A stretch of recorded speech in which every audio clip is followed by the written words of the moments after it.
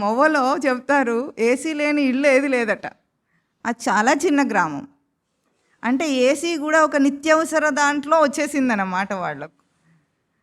అంటే అట్లా అందరూ సుఖంగానే ఉన్నట్టున్నా ఎవరైనా ఒక్కరైనా మనశ్శాంతిగా ఉన్నారా? ఆ వీకర్ సెక్షన్స్ దగ్గర నుండి కోటీశ్వరులు అనబడే వాళ్ళ దాకా, బాగా చదువుకున్న వాళ్ళ దాకా, బాగా వృద్ధిలోకి వచ్చిన వృత్తి వ్యాపారాల్లో ఉన్న వాళ్ళందరినీ ఏ రంగంలోనైనా తీసుకుంటే ఎవరైనా మనశ్శాంతిగా ఉన్నారా?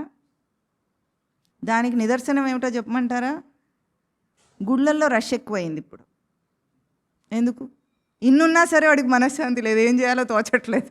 అట్లా గుడికి వెళదాం అనుకుంటాడు, కానీ ఈ ఈ దుష్టమైన మనస్సు తీసుకొని, ఈ చెడిపోయిన బుద్ధి తీసుకొని వెళ్తాడు కాబట్టి వాడికి అక్కడ కూడా ఏముండదు. గుళ్ళల్లో మొక్కులు ఎక్కువైపోయినాయి, వ్రతాలు ఎక్కువైపోయినాయి, పూజలు ఎందుకైనా ఇవన్నీ మనశ్శాంతి లేదు. అర్థమైపోతుంది కదా ఈరోజు. మరి ఏం కావాలి దానికి? పూజలు, వ్రతాలు, నోములు, యజ్ఞాలు, యాగాలు ఇవేవి పనిచేయవు. ఏదైతే ఇప్పుడు సాంఖ్యయోగంలో శ్రీ భగవాను వాచ చెప్పబోతున్నారో అది కావాలని అర్థం, అంతే కదా.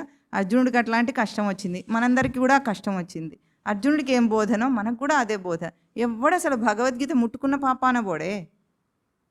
పుట్టిన దగ్గర నుండి చచ్చిపోయేదాకా దండం పెట్టమంటే పెడతాడేమో కానీ అక్కడ భగవద్గీత పుస్తకం కనిపిస్తే ఇట్లా అంటాడు అని వెళ్ళిపోతాడు. అంటే అప్పటికే వీడు పవిత్రమైనట్టు, అది పవిత్రమైనట్టు వీడు మొక్కితే. అందుకంటే ఎక్కువ ఎవరు ఏం చేయరు.